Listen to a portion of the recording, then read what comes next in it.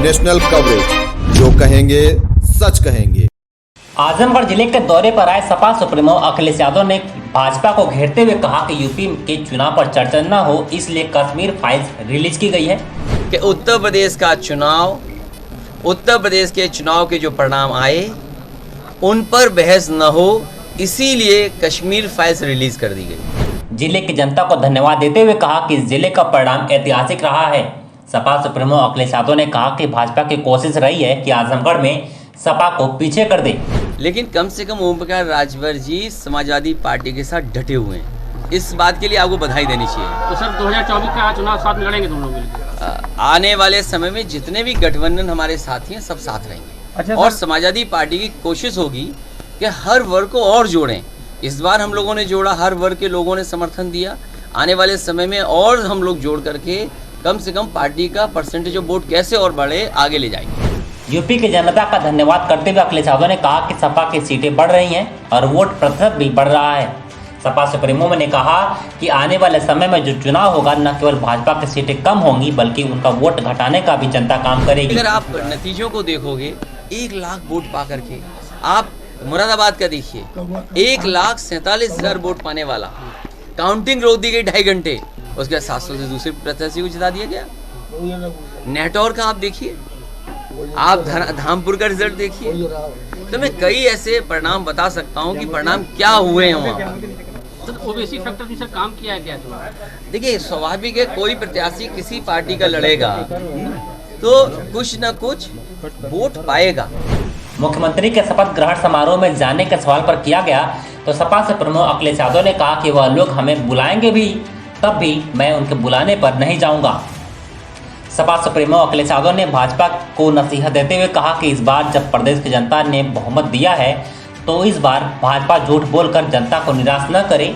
Diesel की कीमत लगातार बढ़ रही है, महंगाई का सवाल वैसा ही है।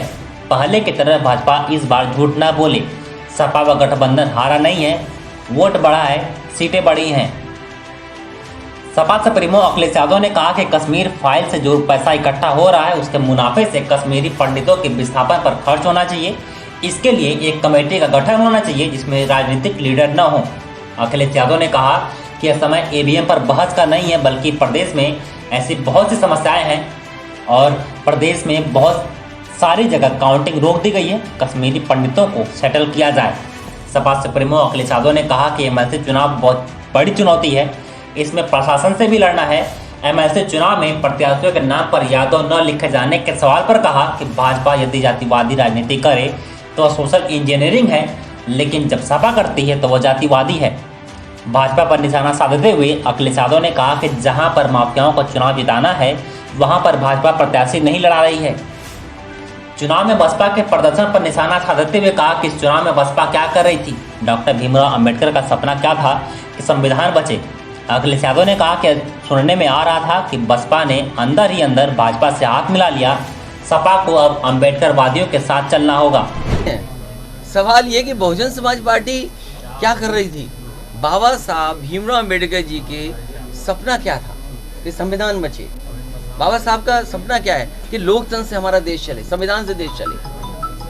उन्होंने क्या किया? सुनने में तो आ रहा है कि बहुजन समाज पार्टी ने अंदर ही अंदर बीजेपी से हाथ मिला लिया।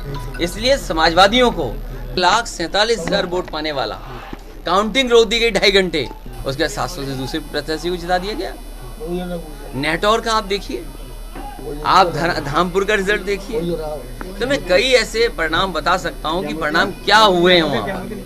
तो ओबीसी फैक्टर भी सर काम किया गया तो देखिए, स्वाभाविक है कोई प्रत्याशी किसी पार्टी का लड़ेगा तो कुछ न कुछ वोट पाएगा। सवाल वो नहीं है। सवाल ये कि बहुजन समाज पार्टी क्या कर रही थी। बाबा साहब भीमराव अंबेडकर जी के सपना क्या था कि संविधान बचे। बाबा साहब का सपना क्या है कि लोकतंत्र से हमारा देश चले, संविधान से देश चले। उन्होंने क्या किया? सुनने में तो ये आ रहा है कि बहुजन समाज पार्टी ने अंदर ही अंदर बीजेपी से हाथ मिला लिया। इसलिए समाजवादियों को, जो हर मौके पर मैंने कहा कि समाजवादियों को अब अम्बेडकरवादियों को साथ लेना पड़ेगा और अम्बेडकरवादियों को साथ जोड़ करके एक नई लड़ाई लड़नी पड़ेगी। तो ओवैसी जी को लेकर क्या कहना है आपका? नहीं, वो देखिए स्वाभाविक है, किसी पार्टी, देखिए लोकतंत्र है, हर दल लड़ेगा और लड़ता है दल, स्वाभाविक है कुछ वोट भी पाएगा, लेकिन सवाल वो नहीं है, सवाल दूसरा है। तो सर 2024 में कुछ नए लेकिन जैसे कि नेता शिवसेना के संजय राउत ने कहा कि हरा दिया उन्होंने, बीजेपी जिता दिया। मैं उस बहस में नहीं पढ़ना चाहता हूँ। बहस केवल इतनी है कि उत्तर प्रदेश का चुनाव, उत्तर प्रदेश के चुनाव के जो परिणाम आए उन पर बहस न हो, इसीलिए कश्मीर फाइल्स रिलीज कर दी गई। तो 2024 में अच्छा, नए क्या शासन अगले बनेंगे? कश्मीर फाइल जो दिखाई गई है हैं समाजवादियों के, तो कम से कम भारतीय जनता पार्टी को अपने भी गिन के बताने चाहिए कि वो उन्होंने किसको टिकट दिए। और कई जगह सुनने में आया है कि जहाँ माफिया लोगों को जिताना है वहाँ भारतीय जनता पार्टी प्रत्याशी नहीं लड़ा रही। सर तय हो गया कि यहाँ एमएलए रहेंगे या एमपी? ये सवाल, क्योंकि आप भी आजमगढ़ के पत्रकार हो, ये महत्वपूर्ण सवाल पूछ लिया। हम आपसे भी जानना चाहेंगे, क्या करूं मैं? सर हम लोग चाहेंगे सांसद रहें आप आजमगढ़। हम निर्णय ले लेंगे। अच्छा, मैंने कभी सभी अपने वरिष्ठ नेताओं के बीच ये बात रखी और क्योंकि निर्णय होने से पहले, निर्णय करने से पहले कम से कम इन लोगों की भी राय सामने आ जाए। तो बहुत सारे लोगों ने अलग अलग विचार दिए हैं, लेकिन समाजवादी पार्टी के हित में और पार्टी के हित में जो होगा वो फैसला होगा। अच्छा सर, करहल तरीके चर्चाएं हो रही, हालांकि उन्होंने खंडन कर दिया, लेकिन फिर भी तो चर्चाएं जारी हैं। होली के दिन बीजेपी के लोगों ने इस तरह का काम किया है, तो कहा जाता है ना कि बुरा न मानो होली है। इसलिए बीजेपी के लोग कुछ भी कर सकते हैं, कोई भी न्यूज़ प्लांट कर सकते हैं। और आप अगर अपने सीनियर जर्नलिस्टों से पूछोगे तो जितनी भी अफवाहें फैलाई जा रही थी वो बीजेपी के कुछ लोग जाने माने थे, वो फैला रहे थे अफवाह। लेकिन ओम प्रकाश जी का जो रिकॉर्ड रहा, ट्रैक रिकॉर्ड, वो कभी टिकते नहीं जगह है। तो लेकिन कम से कम ओम प्रकाश राजभर जी समाजवादी पार्टी के साथ डटे हुए हैं, इस बात के लिए आपको बधाई देनी चाहिए। तो सर 2024 का चुनाव साथ में लड़ेंगे तुम लोग मिलकर? आने वाले समय में जितने भी गठबंधन हमारे साथी हैं सब साथ रहेंगे। अच्छा, और समाजवादी पार्टी की कोशिश होगी कि हर वर्ग को और जोड़ें। इस बार हम लोगों ने जोड़ा, हर वर्ग के लोगों ने समर्थन दिया। आने वाले समय में और हम लोग जोड़ करके कम से कम पार्टी का परसेंटेज ऑफ वोट कैसे और बढ़े, आगे ले जाएंगे। सर जो पिछला आपका बयान था जिसमें आपने कहा था कि पश्चिम में हमारा काफ़ी रहा समर्थन, लेकिन नतीजे उसे नहीं, अगर आप नतीजों को देखोगे 1 लाख वोट पा करके, आप मुरादाबाद का देखिए, 1,47,000 वोट पाने वाला, काउंटिंग रोक दी गई 2.5 घंटे, उसके बाद 700 से दूसरे प्रत्याशी को जिता दिया गया।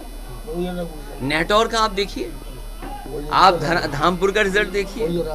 तो मैं कई ऐसे परिणाम बता सकता हूँ कि परिणाम क्या हुए हैं वहाँ। सर ओबीसी फैक्टर भी सर काम किया है क्या? देखिए स्वाभाविक है, कोई प्रत्याशी किसी पार्टी का लड़ेगा तो कुछ ना कुछ वोट पाएगा।